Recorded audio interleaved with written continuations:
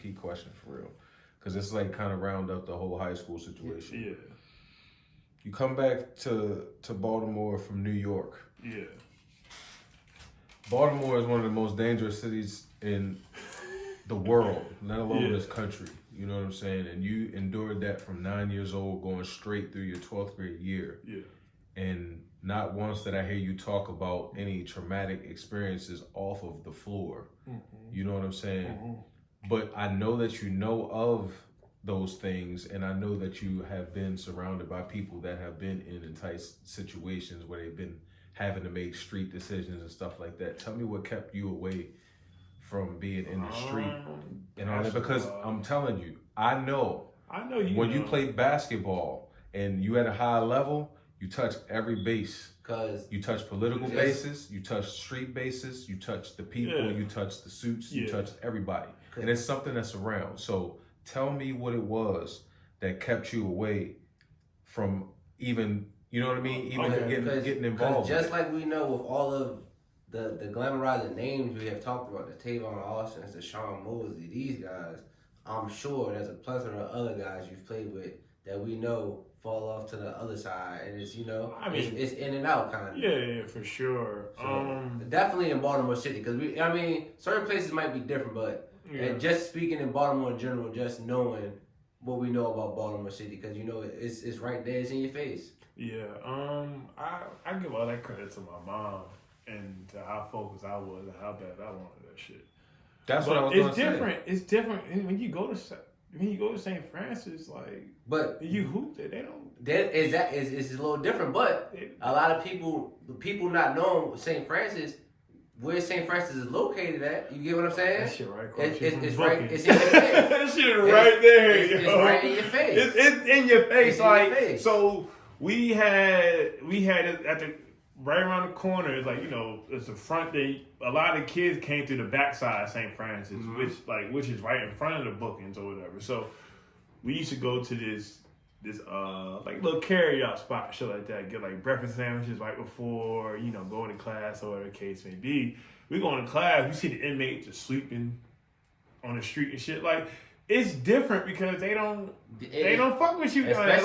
Especially if you just go in this and especially as a basketball player, they're not really gonna fuck with you. At the same time, you represent Baltimore City. Yep. That's what I'm what I'm saying. So did you? All right. So not even so did you? It's more so you knew that was more so of your calling card, and that's what you did, and that's what kind of kept you away from it. Yeah. I mean, you don't want to end up. You don't end up being another statistic in the world. That's how I always look at things. You don't just be another statistic, but you don't be another black man that got shot in the street over some dumb shit. Especially where where my life was going at the time. I couldn't risk that shit. Yeah. But I know a lot of kids that had to deal with that shit every day. Yeah. And it's just I was just one of the fortunate ones, whereas my mom put me in a situation whereas I didn't have to deal with it. So that's perfect, bro. Yeah, that's perfect, yo. That's perfect. All right, so you going up to Brewster Academy. And when you go up to Brewster Academy... Let's talk about that summer before we go up to Brewster. Okay. Yeah, so this AAU season, this really my coming out party for real. That's proving ground. Proving ground. So that's when, the summer before, that's when they started doing the Skills Academy for high school. The Kobe, the Paul Pierce, the Steve Nash, and Amari. So, all the guards go to, Steve, all the point guards go to Steve Nash, the guards go to Kobe, fours go to Paul Pierce, and basically the bigs go to Amari. Going into my senior year, all the Skills Academy camps are right before the LeBron Skills Academy, basically the Nike All-American camp. Which is the biggest. So, that Skills Academy, that's how I met guys like Tiny Gallon, DeMarcus Cousins, who the fuck else was there? And you're grown to about 6. I'm about the height that I am right now, which is officially probably 6'8.5". Yeah, 6'8.5". Give me solid 6'8.5". I'm saying 6'8.5", dog. I ain't gonna lower my 6'9". So who else was there? Tiny, DeMarcus Cousins. One question about Cousins: did he still have a way of doing things back then? Cousins, what you see now, Cousins, what you see was the same Cousin in high school. Okay. What you see is what he was years ago, bro.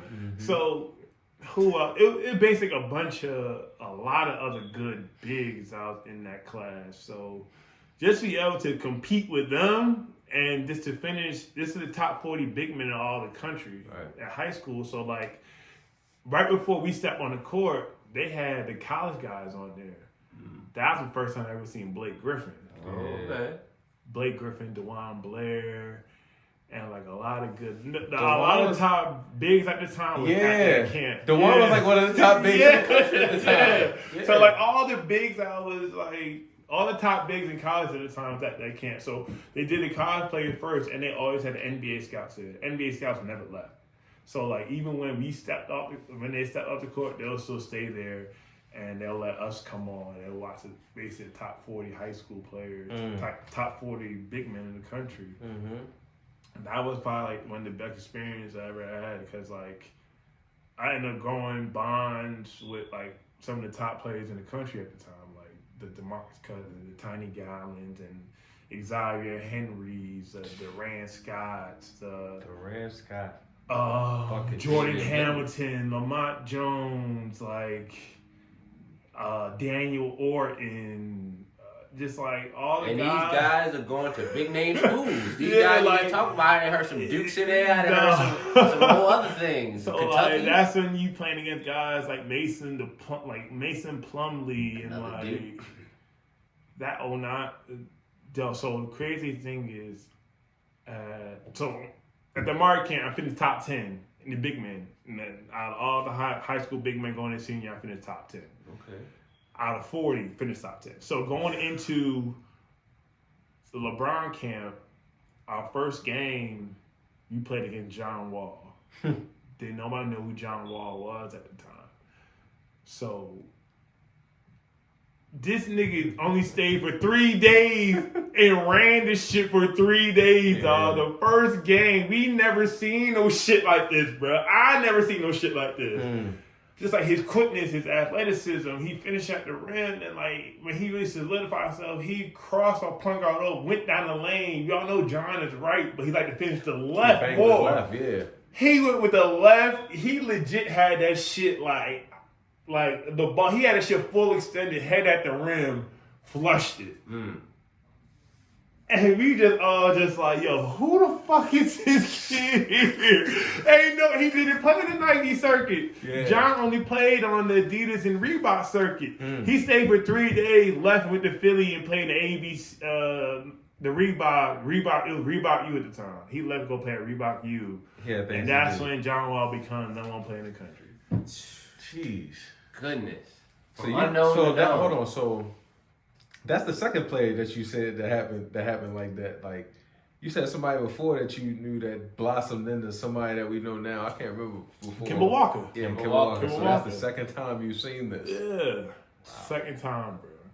Okay. So, but like going into my senior year, that's when I started having like the big name schools recruit me, like the Oklahoma, Baylor, Xavier started coming to mix heavy.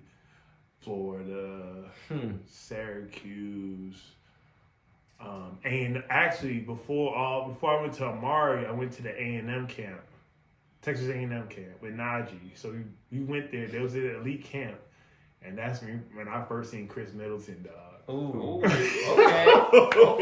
So when I went to Texas A&M, this is actually my first camp of the summer. Sorry, I'm backtracking, y'all. My bad. No, you good. It's a Jack. You gonna blame it on Jack. That's what we're gonna blame it on. But so when right before the summer started in June, I went to A&M basketball camp, and Nigel was going to commit to Texas A&M, so they wanted everybody to come down and stuff like that. So me and Nigel came down there. Didn't nobody know who the hell I was and shit like that. I think like the first 2 days, like I was kind of like I was dogging niggas out there. Dog, cause mind you, we East Coast kids, so we really don't fear no other, especially No. in Baltimore. We not gonna fear nobody from no fucking Texas. What? Nobody, period. We don't fear nobody, dog. That's the one thing about Baltimore. Maybe We not gonna. We gonna respect somebody from LA.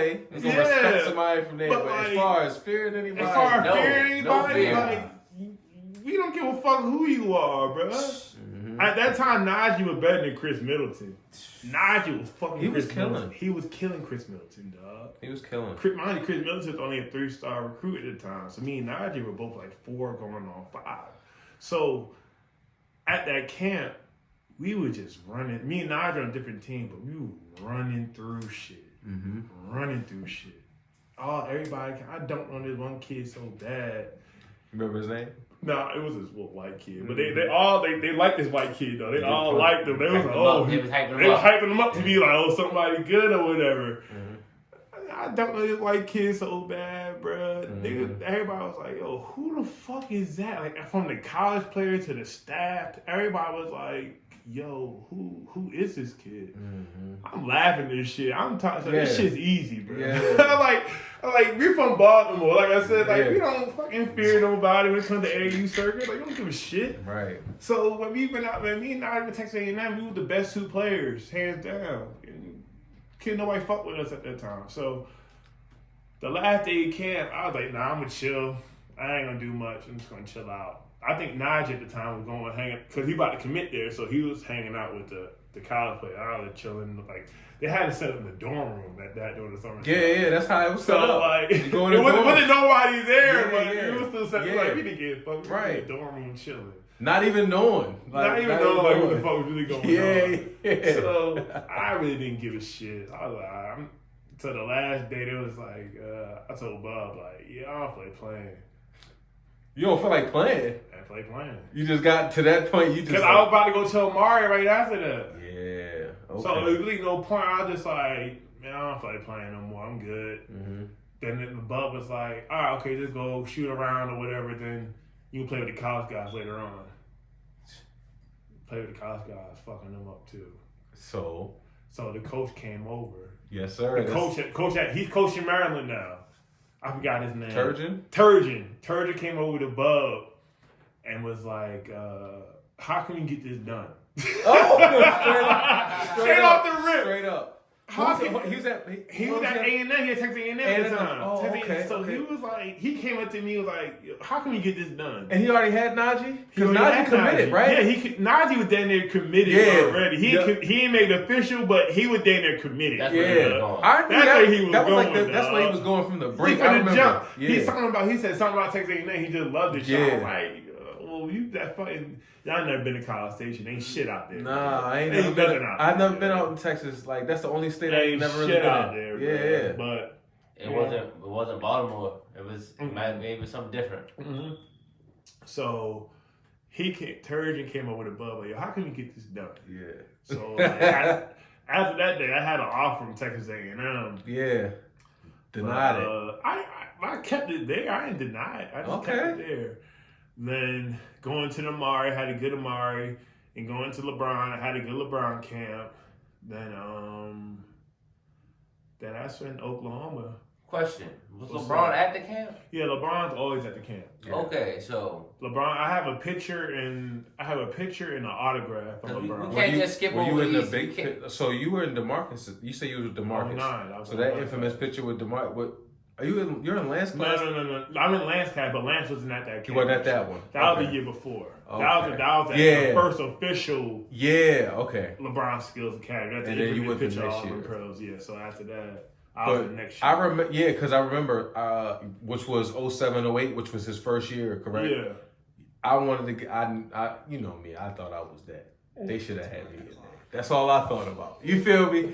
That was Bron camp. You should have had me. You know what I'm saying? A couple of my homeboys went there for real though. But I was like, if you got to them type of camps at them times, Yeah. you was that. I still have my picture with Amari, and I still have my picture with LeBron. Yeah. question: What's up?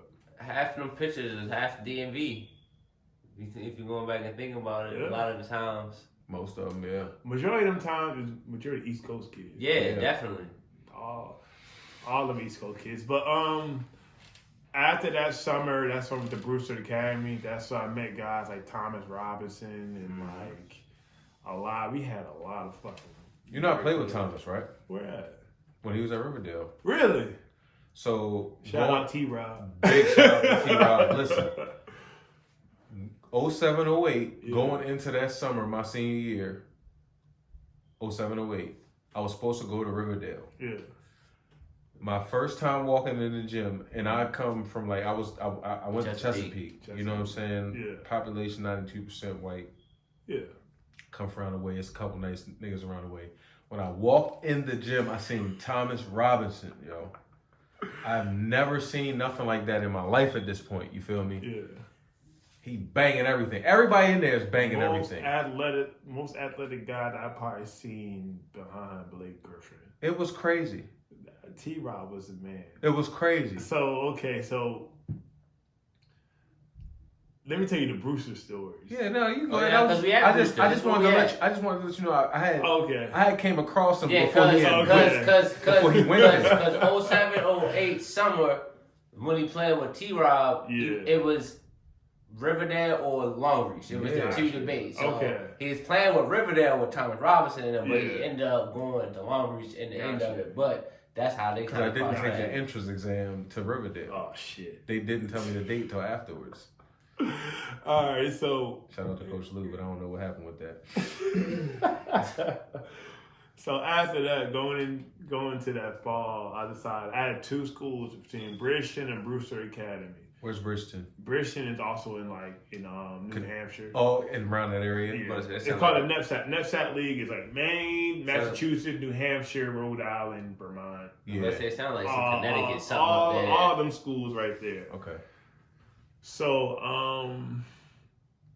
that year, going to that summer, like I'm just thinking about all the great college guys on that team. I think half the guys went to Big 12 schools. So either for the senior class, it was me, Thomas went to Oklahoma. I went to Oklahoma. He went to Kansas. Then we had another guy named Javon Crump. He went to Baylor. Wait, were you already committed to Kansas? Were you already committed to Oklahoma? No, I wasn't committed to Oklahoma. Okay, so was he committed to Kansas? No. So y'all both went there together? We both went there together. So we really committed. It's a period right before the season where committing time. Okay. So during those fall, that's when we had Kyler Perry come through, Bryce Drew come through, Rick Pitino. I had to meet Rick Pitino and his son. I was supposed to go to Louisville. Check this out. Hey, check this out. Hey, check this out. Check this out. Yeah, one question. No, matter of fact, two questions. Hey, the statues is up. Yeah. But, first question. Is the slick back like that in person? He talked about the Italian mob. The slick back, okay. He's like that? It's like that? It's an Italian mob. Okay. He's smooth like that. Second question. What's up? Did they offer you any hoes? So pick this shit up. I'm gonna get to that. I'm gonna get to that real quick. I'm gonna get to that. Y'all don't know. This is round time. Yeah. This time frame. Okay, so the time frame I'm talking about, I had a visit. So we was all You had a visit. No. I had a visit. I had a visit scheduled to go. They had one more scholarship left, but okay, I'll get to that a little bit. I'm gonna answer your question. So we had all kinds of coaches come through there. Mind you, Oklahoma was recruiting me. Jeff Capel at the time. He's coach of Oklahoma? Yeah, head coach. He was head coach of Oklahoma. So at that time, Louisville was on my radar the entire time. They hit me up every day. Yeah. Rick Pitino Jr. and Rick, they hit me up every day, dog. And didn't they go to the national chip round in time? They next year, my freshman year, they were the national championship. I would have won it. I if I had a national championship. But go ahead. So, Rick Pitino and his son came to Brewster just to meet with me. Mm. We went to at the time we had a little. He basically he's not really like a manager, but he is like a manager to all the sports. He take care of he's the equipment guy to all the sports at Brewster. Brewster had field hockey, lacrosse, all like the top New England sports that you could think of, they had it. That's rugby, all that type. Yeah. Like we had at that time, Brewster had like at least 12 players on lacrosse that went high D1.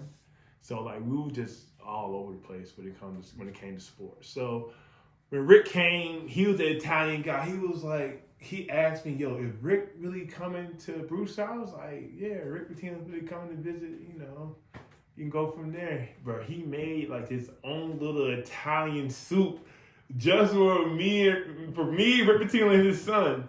So we had the soup during the meeting. Like, this is like some real Italian mob shit. Like, I don't really like tell this story like that much, but this was like, I was set like, I wanted to go to fucking Louisville so bad, bro. He almost asked you for the blood offering. Like, it was like really some Italian mob shit. They really came in with the slip back. This is like the mob, bro. This is like the mob for real, bro. That's what's up. So we going through the meeting, like they showing me the KFC summer floor is actually built. So like, it's about to be like this is $100 million arena that we about to have, and you guys will be the first ones to play in it. Like, this is our locker rooms. Like, we're the richest program in all the U.S. and shit like that. So I was like, man, fuck this. I'm about to go to Louisville. So I had Louisville set up. Then I was telling Oklahoma. Then Oklahoma, I was telling who else recruiting you tough? Huh? Is this still before the season? This is still before the season. Goodness. Is this Blake's freshman year or his sophomore year? It's like sophomore year. Gotcha, okay. So it was like sophomore year. So like, it was like, so who else? I'm like, Louisville. I'm about to go take an official visit to Louisville. They was like, oh shit. Because that's what they knew what really was going on. They would have lost there. They told me, like, with your talent and the way that you're playing now, you will start next to Samardo Samuels. We're going to wait a second. We're going to go back here. No, not no bullshit. Whoever's Samardo Samuels for you younger my story is like my stories are the God honest truth. I'm not fabricating a lie on any story when it comes to the AAU and basketball. Bro. So they told you was going to start. I was going to start right next to Samardo Samuels. Okay. After they heard about the Louisville offer, they was willing to just take it straight. I didn't get the offer. Well, not the offer, yet. but they would just know the conversation was happening. Yeah, they knew that. They knew what was about to happen. They knew the blood offering. they knew that it was put on the table. Yeah. You met with Rick. Yeah, if he goes down there, it's over. So like, did you wind up ever taking the visit? No. So see, what happened was a guy from Indiana Elite, got a kid named, I forgot the fucking kid's name, but like he ended up taking the last scholarship. So the heartbreaking of Rick Pitino Jr. calling me is like, man, I'm so sorry right now. Like, yeah. Homie, this kid, we were not expecting this kid to commit here at all. Yeah. Like, we really want you. Rick is upset that this kid is committing here. We're all really kind of upset that this kid is committing here. Like, we're really sorry. But like, they gave him the word already. Like he already said, yeah, I'm coming to Louisville early, though. Yeah. Like, right before, like, my visit, like, they were just like, man, we're sorry. Like, we don't want this kid here. And out of the 4 years the kid was there, he didn't play. Damn. Out of 4 years, the kid was there. He didn't play at all, bro. Whoa.